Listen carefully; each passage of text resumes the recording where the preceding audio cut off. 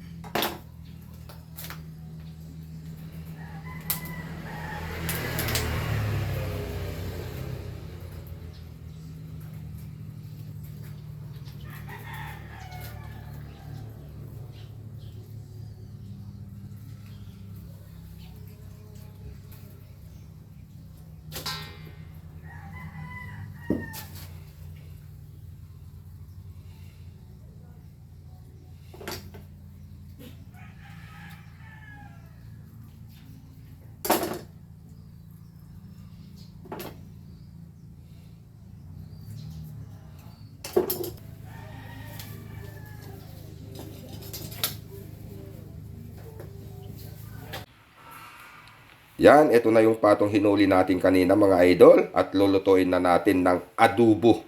Yan, at ang rekado lang nito mga idol, ito soy, suka, bawang, pamyenta at laurel at saka hindi mawawala yung tanlad mga idol.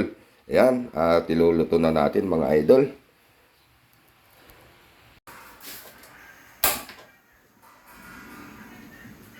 Yan, ito ilalagay na natin mga idol.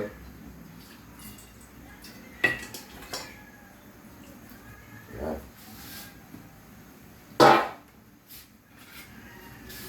Ito mga idol, painitin natin ng konti yung pa-brownin natin bago natin ilagay yung rekado para ito yung masisi.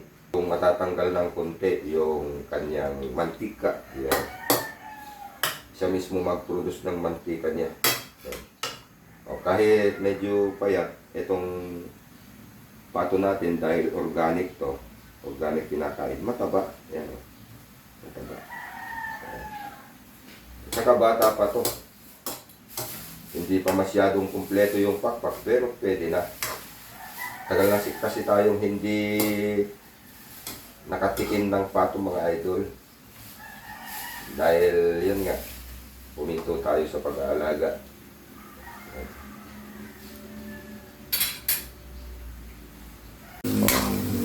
Lalabas yung mantika niya.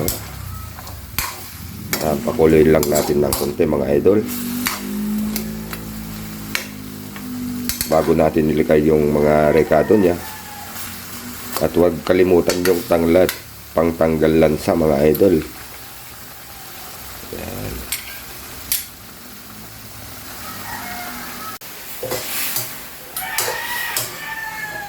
Yan, okay na mga idol.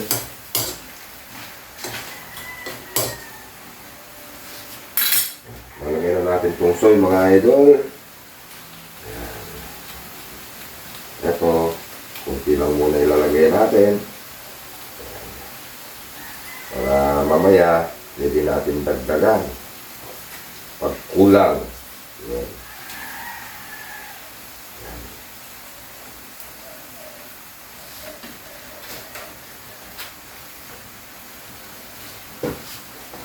Itong suka mamaya.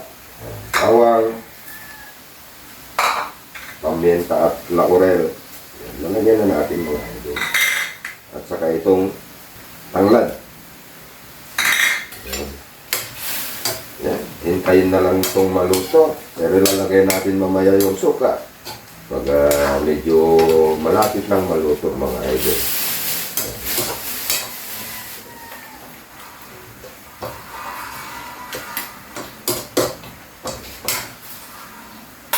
Lagyan din natin ng konting tubig. Pangpalambot mga idol. O. Maubos na yung tubig na yan. Luto na yan.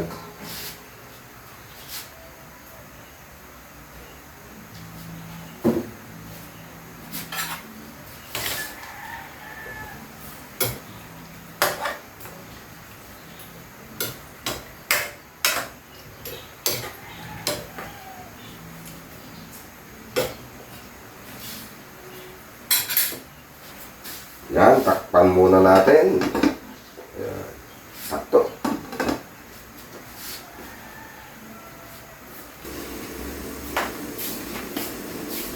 Yan, tignan na natin mga idol. Yan, malapit na. Yan. Yan. Basta't matuyo na to, okay na. Pero ilalagay na natin itong suka mga idol. Ito yung huling rekado niya. Kunti lang.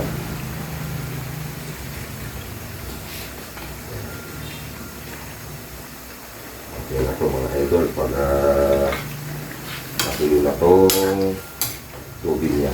Kaya kailangan na natin ihina yung apoy. Ayan. Para maluto maikit. Ayan. Ayan mga idol. Kunti na lang yung tubig. Hindi naman maganda yung malambot masyado ang karne ng pato. lalo na pag sa adobo. Yan. Ayun, konting-konti na lang mga idol. Yan.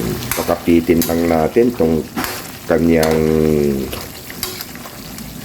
tubig o lasa. Yan. Pero hindi kasi maganda yung malakas ang apoy pag ganito na malapit ng maluto.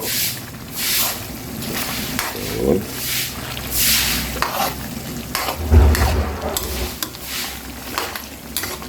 Pwede na natin tanggalin tong tanlad mga idol.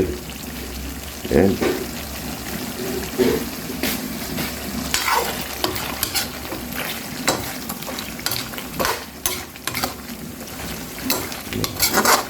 Mas masarap kasi pag kumapit yung lasa.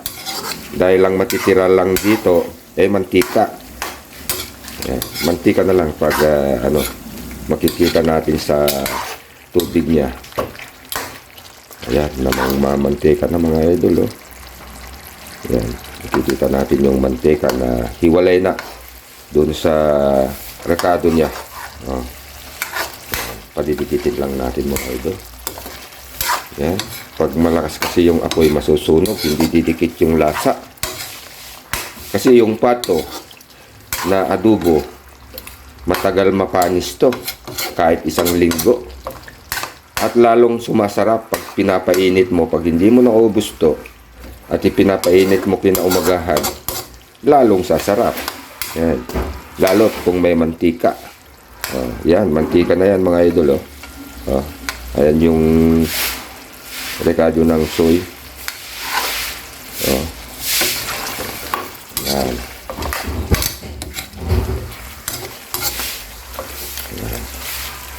Luto pa ng konti mga idol.